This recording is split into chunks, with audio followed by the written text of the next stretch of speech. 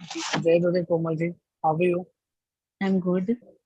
I Would you think like to? मुझे गुरुदेव से मिलना Sorry, पड़ेगा, मुझे ऑफिस आके मिलना पड़ेगा because something is hitting at my crown. you'll have to come and meet Gurudev or हाँ, me. हाँ, Gurudev. पर्सनली। हाँ, पर्सनली। Gurudev. Okay. Okay. जी। So Nice. The moment So you मैंने would like to speak in English or you would like to speak in Hindi? Hindi Hindi Whatever you come. Okay. Whatever you're comfortable with. The moment I join this, जैसे मैंने Sarvodaya class join किया, मैं एक अवतार दिखती थी, like there is nothing, सिर्फ universe कुछ भी नहीं है, बट देयर इज वन अवतार।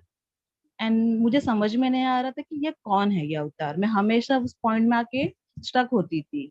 देन लास्ट क्लास में आई जस्ट शेयर दैट गुरुदेव ने पूछा कि कोमल व्हाट इज योर आंसर, तो मैंने अपने दिल से वो बात बताई कि वो चीज समझ में आती है बट फिर से मैं उसी ट्रैक में आ जाती हूँ। तो गुरुदेव ने एक बोला, एक्सेप्ट इट और don't accept it, just see what is going to happen to you.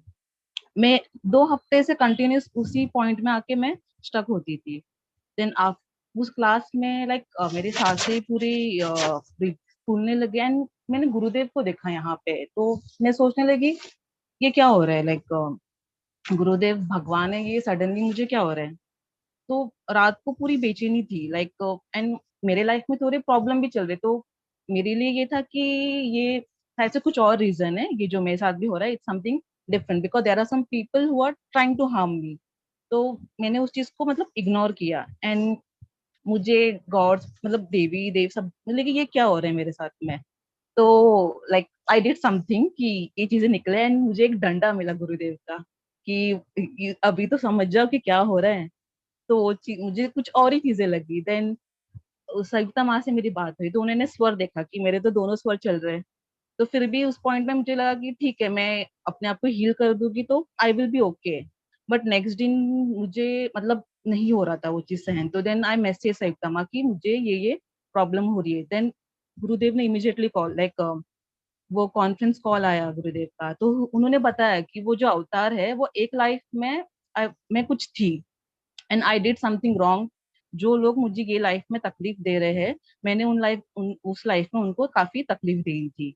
तो दैट्स द रीजन कि मेरे साथ में ये चीजें हो रहा है। तो एक पॉइंट में मेरे अंदर आया कि मुझे माफी मांगनी चाहिए बिकॉज मैंने उनको तकलीफ दी है।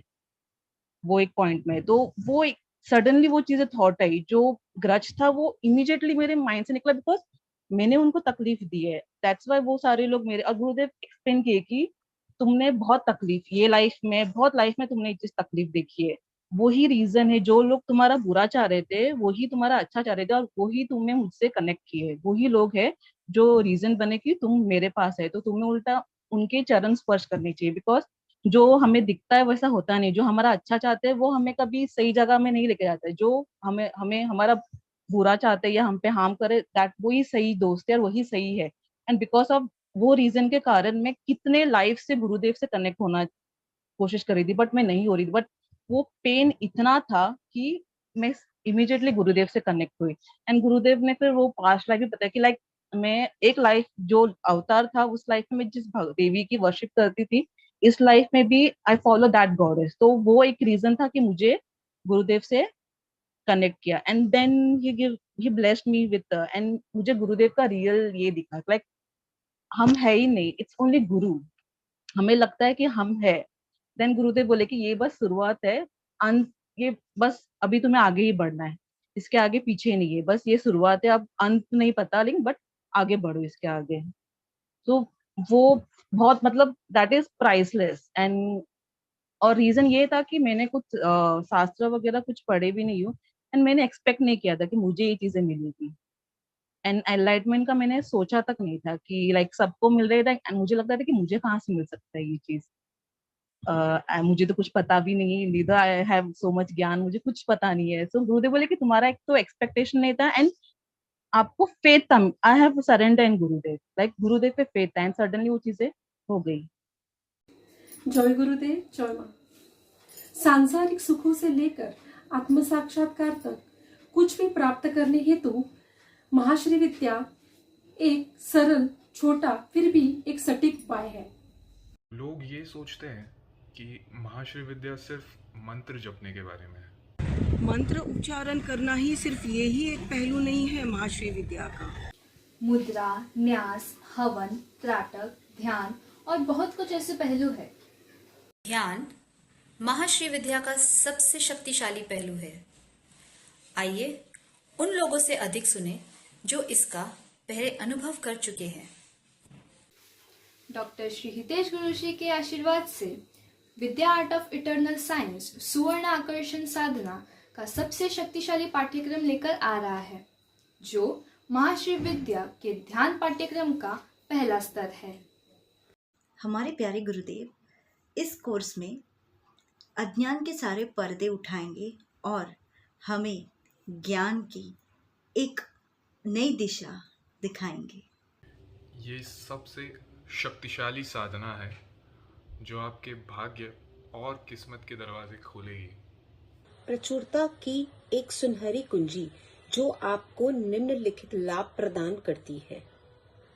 माँ के आशीर्वाद से आपकी ओर सारी खुशियाँ, धन, दौलत, ऐश्वर्य, ये सारी बरकत आपकी ओर खिंची चली आएंगी। बहुत सारा सोना आकर्षित करिए।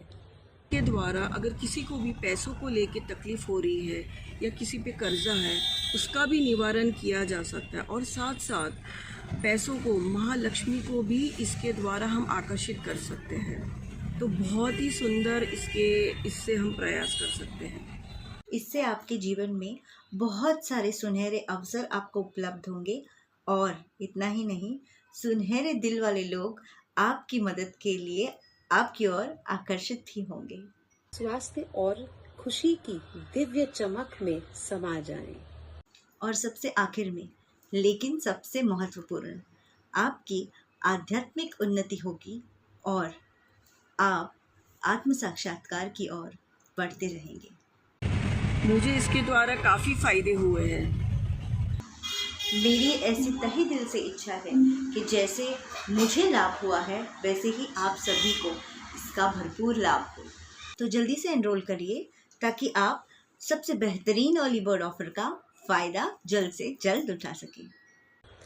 अधिक जानकारी के लिए कृपया अपने आचार्य से संपर्क करें या नीचे दिए गए नंबरों पर कॉल करें। हरिओम तत्सत। जो तकलीफें थी आत्म साक्षात्कार से पहले, आत्म साक्षात्कार पे पता चला कि वो तकलीफें आपको नहीं थी, सिर्फ शरीर को था। हाँ, शरीर को आत्म था। साक्षात्कार के बाद वो तकलीफें रही कि नहीं रही? नहीं, ये तकलीफ नहीं। वो तकलीफें रही, जो प्रॉब्लम कर रहे थे, जो तकलीफें थी वो कंटिन्यू हुई, बट अब उससे तकलीफ होना बंद हो गया। हाँ, क्योंकि ये तकलीफ पता होना चल बंद गया कि मैं हुई नहीं। the problems which you experience when till the time you are not blessed with the self-realization, not that those problems cease to exist. Correct, Komalji? Yes. This is what you're trying to say. Yes. What a beautiful way to say it. That it is not that those problems cease to exist. Everything continues. The only thing that ceases to exist is me, myself, I. When you cease to exist, those problems don't affect you anymore Don't affect because you know that, like for example, I'm coughing. I know it is not me who's coughing, it is the body who's coughing. Right? Is that Yes. what you're trying to say? Yes, correct. So enlightenment, when people feel that when the enlightenment happens, there will be no problems, there will be no issues. No, it continues to be.